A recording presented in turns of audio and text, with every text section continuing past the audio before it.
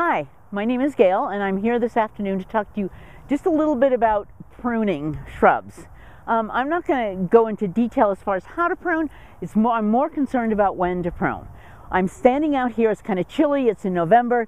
This shrub doesn't look all that hot this time of year, and you might be tempted to get your pruners out and just whack away at it, and that is probably the worst thing you can do.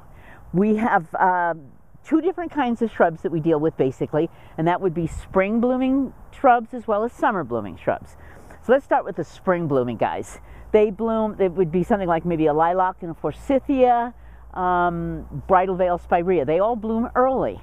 Well, if they're going to bloom early, what they did was the year before, last spring, they bloomed and then they started putting on their buds. So if you come out here this time of year and start trimming them, you will trim off all your buds and you will get no beautiful blooms in the spring. So what you have to do with the spring blooming shrub is you have to trim it right after it finishes blooming, usually within 2 weeks after it finishes.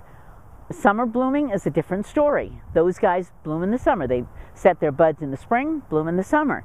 So you let them go, and right at the end of winter or the beginning of spring, before they get a chance to grow again, then you trim those guys back and you'll get some beautiful blooms.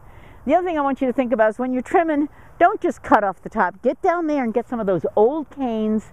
That opens the shrub up. You'll have much better blooms. It can breathe better. You won't have any of the diseases. And then, of course, definitely you can cut the top to shape it. So I hope I helped you a little bit and given you some tips about pruning. And if you want some other tips on gardening, please be sure to join us this January on the 24th for our spring symposium.